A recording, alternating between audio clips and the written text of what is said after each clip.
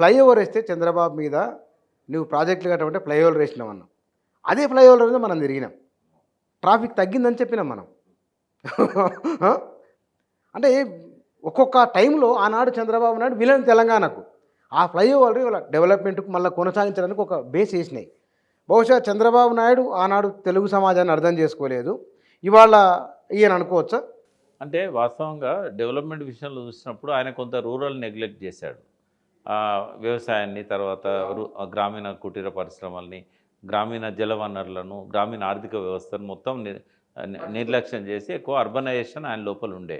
But KCR అటు వ్యవసాయాన్ని పల్లెలను పట్టించుకున్నాడు, గ్రామీణ ఆర్థిక వ్యవస్థను బలోపేతం చేసిండు, ఇటు పట్టణాలను కూడా బాగా సంపన్నంగా చేశాడు. అంటే రెండు ఆ విజన్ ఇంత కరెక్ట్గా ఆయన ఇంప్లిమెంట్ చేశారు. ఎవరికి ఇప్పుడు రాజశేఖర రెడ్డి ఏమో వన్ సైడ్ గ్రామాల మీద పడ్డాడు, ఆయన పట్టణాన్ని నెగ్లెక్ట్ చేశాడు. బట్ ఈయనకు రెండు ఉన్నాయి.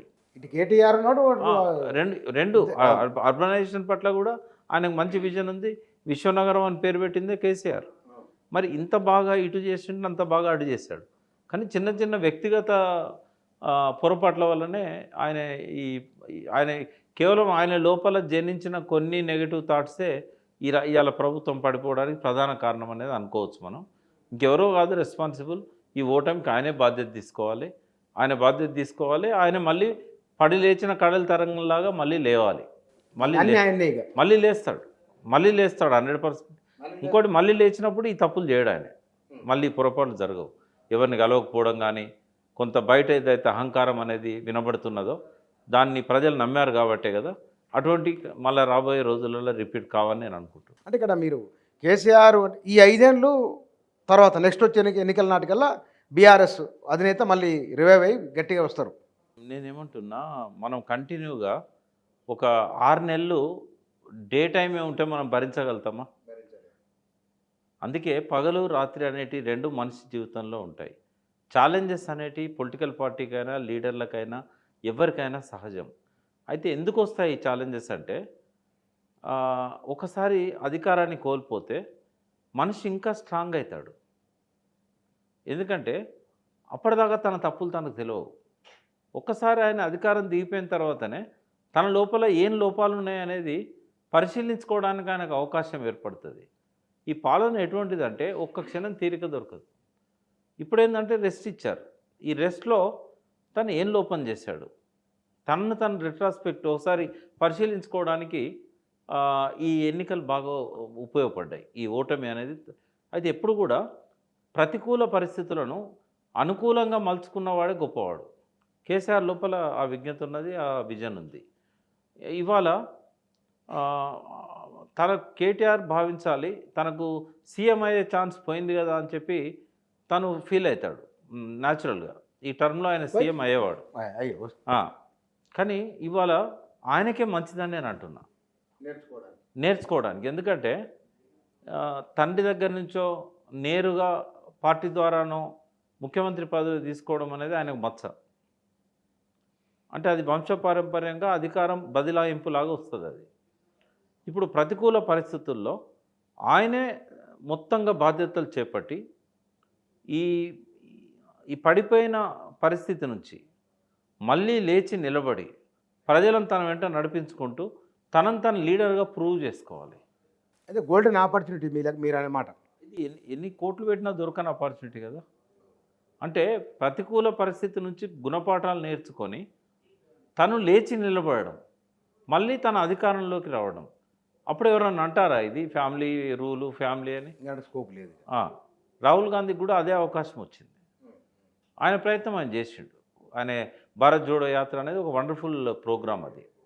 అట్లా తను కూడా మళ్ళీ లేచి నిలబడి పార్టీని అంతా తన కంట్రోల్లోకి తెచ్చుకొని ఆ గతంలో జరిగిన లోపాలను ఒకసారి సమీక్షించుకొని మళ్ళీ ఆ లోపాలు జరగకుండా పార్టీని గ్రాస్ రూట్ లెవెల్ నుంచి రీబిల్డ్ చేయాలి. ఎవరు సరైన నాయకుడు అనేది అంచనా వేసి నాయకత్వాన్ని ప్రక్షాళన చేయాలి కింది దాకా. అట్లా చేస్తే ఈ పార్టీ మళ్ళీ ఒక 10 ఏళ్ళ అధికారంలోకి వచ్చి నిలబడే అవకాశం ఉంటుంది. మళ్ళీ 10 ఏళ్ళు. ఇప్పుడు కేసీఆర్ను తట్టుకొని నిలబడడం అనేది మామూలు విషయం కాదు. అది ఓ లెక్కన దుస్సాధ్యం అని చెప్పలేం, కానీ కొంచెం కష్టసాధ్యమైంది. రేవంత్ రెడ్డి లోపల ఉన్న లక్షణాలు ఏమిటి, ఏ అంశాలు ఆయనను తన లక్ష్యం వైపు నడిపించినాయి. బుచ్చన్న మనం చాలాసార్లు మాట్లాడుకున్నాము. ఒక మనిషి ఒక కసితోని ఒక లక్ష్యాన్ని సాధించాలని అనుకున్నప్పుడు ప్రకృతి మొత్తం తనకు అనుకూలంగా వస్తుంది. ప్రకృతే వైబ్రేషన్స్ పంపుతుంది.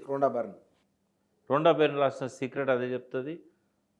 110 ఏళ్ళ కింద 113 ఏళ్ళ కింద వచ్చిన the science of getting rich అనే బుక్ ఏదైతే ఉన్నదో ఆ బుక్ రొండా బెర్న్ రాసిన సీక్రెట్కు అది బేస్ అన్నట్టు. Power of sub conscious mind అంటాం. ఎవరైతే అది మంచి పని కానీ చెడ్డ పని కానీ కసితో 24 గంటలు అదే లక్ష్యంతో పనిచేసుకుంటూ పోయినప్పుడు అది ఖచ్చితంగా అచీవ్ కాగలుగుతారు. కేసీఆర్ 14 ఏళ్ళు తెలంగాణ గురించి అట్లే ఆలోచించిండు. ఆయన సబ్కాన్షియస్ మైండే వైబ్రేషన్స్ ద్వారా తెలంగాణ రావడానికి అవసరం లేని శక్తులను తుదముట్టించినాయి, అవసరమైన శక్తులను తనకు అనుకూలంగా తీసుకొచ్చినాయి. ఆ కసి ఆ పట్టుదల మళ్ళీ ఆ రేవంత్ రెడ్డిలోనే కనబడ్డది. ఎప్పుడో 22 ఏళ్ళ వయసులో ఒక మామూలు పిల్లగాడు, ఎక్కువ చదువుకున్న వ్యక్తి కాదు, ఎక్కువ పెద్ద పెద్ద సంపాదన ఉన్న కుటుంబం కాదు, పెద్ద ఆస్తులు ఉన్న కుటుంబం కాదు, రాజకీయాలలో ఉన్న కుటుంబం అసలే కాదు. అక్కడెక్కడో మహబూబ్నగర్లో పల్లెటూరులో ఉండి నేను ఈ రాష్ట్రానికి సీఎం కావాలని చెప్పి 30 ఏళ్ళ కింద కలగని ఒక్కొక్క మెట్టే ఎక్కుతూ ఒక్కొక్క మెట్టును తనకు అనుకూలంగా క్రియేట్ చేసుకుంటూ సీఎం దాకా రాగలిగాడంటే ఈ ప్రకృతి శక్తులన్నీ కూడా ఆయనకు సహకరించాయి. సంకల్పం నాకు 5 ఏళ్ళ కిందనే చెప్పిండు ఆయన. ఆ టైంలో ఆయన ఓడిపోయి ఉన్నాడు ఎమ్మెల్యేగా, ఇంకా పార్లమెంట్ ఎలక్షన్స్ రాలే. ఆ కాంగ్రెస్లో కొడంగల్ నుంచి పోటీ చేసి ఓడిపోయి ఎంపీగా ఇంకా పార్లమెంట్ ఎలక్షన్స్ కంటే ముందు పీరియడ్ అది. ఆ టైంలో నన్ను అడిగాడు ఆయన, నెక్స్ట్ సీఎం ఎవరు అనుకుంటున్నావు అంటే, అయితే కేసీఆర్ ఉంటాడు లేకపోతే కేటీఆర్ ఉంటాడంటే రాసి పెట్టుకోమన్నా రేవంత్ రెడ్డి ఉంటాడు అన్నాడు. అవునా? 5 ఏళ్ళ ముందే టీవీ ఛానల్లో బ్రేక్లో మాట్లాడుతూ పక్కన TV5 విజయ్ కూడా ఉండే, ఆ రోజు చెప్పాడు ఆయన. అంటే ఆయనే అనుకున్నట్టుగా పావులు కదుపుకుంటూ వచ్చాడు. ఒక ఇండిపెండెంట్గా ఆయన ముందు ఆయనది చాలామంది తెలియని విషయం ఏంటంటే టీఆర్ఎస్ పెట్టినప్పుడు ఆయన టీఆర్ఎస్లోకి వచ్చాడు. వచ్చినప్పుడు అక్కడ స్థానిక నాయకత్వం ఆయనకు జెడ్పీటీసీ టికెట్ ఇవ్వలేదు. మిడ్జిల్ నుంచి జెడ్పీటీసీ టికెట్ ఇవ్వలేదు. ఇవ్వకపోతే టీఆర్ఎస్కి రిజైన్ చేసి ఇండిపెండెంట్ నిలబడి గెలిచాడు. మళ్ళీ ఎమ్మెల్సీగా ఇండిపెండెంట్గా లోకల్ బాడీస్ నుంచి పోటీ చేసి ఎమ్మెల్సీకి గెలిచాడు. గెలిచినాక టీడీపీలో పోయి జాయిన్ అయ్యాడు. ఆయనకు టీడీపీ సహకరించింది ఎమ్మెల్సీ కావడానికి. సో ఒక్కొక్క అడిగే ఆయన క్రియేట్ చేసుకుంటూ ఎదిగి వచ్చాడు. చాలా వ్యూహకర్త లెక్కన ఆయన, మంచి వ్యూహం. ఆ వ్యూహం ఉంది, దాని తగ్గట్టు కార్యాచరణ ఉంది. ఒక లక్ష్యాన్ని సాధించడానికి ఏం చేయాలనో అన్నీ చేశాడు. ఆయనకు తెలుసు సీఎం కావాలంటే డబ్బు కావాలి.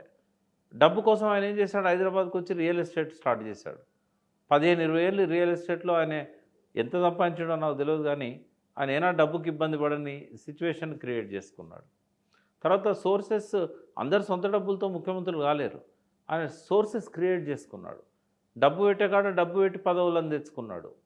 మంచితనం కాడ మంచితనంతో చేసుకున్నాడు. ఆయన కులాన్ని ఉపయోగించుకున్నాడు. ఆయన తనకున్న అనుచరులందరినీ ఉపయోగించుకున్నాడు. పరిచయాలన్నింటిని ఉపయోగించుకున్నాడు. తెలియని కాడ పోయి తెలుసుకున్నాడు, నేర్చుకున్నాడు, ఎదిగిండు. నాలెడ్జ్ కూడా తక్కువ ఉన్నదని నేను చెప్పాను. విపరీతంగా చదువుతారట ఆయన. చదవడమే కాదు, ఆయన ఎవరి దగ్గర నాలెడ్జ్, కేసీఆర్ గారు కూడా అంతే. ఆయన బాగా చదువుతాడు, ప్రతి విషయాన్ని క్షుణ్ణంగా తెలుసుకుంటాడు. ఆ లక్షణం మళ్ళీ ఆయన లోపల కూడా ఉంది. నేను ఆయన క్లోజ్గా ఈ 5 ఏళ్ళు అబ్జర్వ్ చేయలేదు, కానీ ఆయన సీఎం అయినాక ఆయన వీడియోస్ అన్ని చూస్తూ ఉంటే చాలా మెచ్యూరిటీ కనబడ్డది. ఎవరు? రేవంత్ రెడ్డి. ఓకే. తర్వాత ఒక అసాధారణ వ్యక్తిత్వం అని చెప్పొచ్చు. అందరు అనుకుంటున్నట్టు ఆయన ఏదో 5 ఏళ్లలో దించుతాం అనుకోవడం మాత్రం అది భ్రమే. ఒకవేళ ఎవరైనా దించడానికి ప్రయత్నం చేస్తే వాళ్ళు రేవంత్ రెడ్డికి మళ్ళీ బలాన్ని ఇచ్చినట్టు అవుతుంది. ఒకవేళ ఆయన అట్లే వదిలేస్తే ఈ ఆర్థిక సమస్యల వల్ల ప్రజలను సాటిస్ఫై చేయలేకపోతే మళ్ళీ ఆయన ఎలక్షన్స్లో ఓడిపోతాడు. సాటిస్ఫై చేస్తే మళ్ళీ 5 ఏళ్ళు ఉంటాడు. ఇక్కడ ఒక ఆనవాయితీ ఉంది. 10 ఏళ్ళు టీడీపీకి ఇచ్చారు, 10 ఏళ్ళు కాంగ్రెస్కి ఇచ్చారు, 10 ఏళ్ళు బీఆర్ఎస్కి ఇచ్చారు. ఆయన మంచిగా పరిపాలన చేస్తే 10 ఏళ్ళు ఆయనే ఉంటాడు. డోకాలేదు.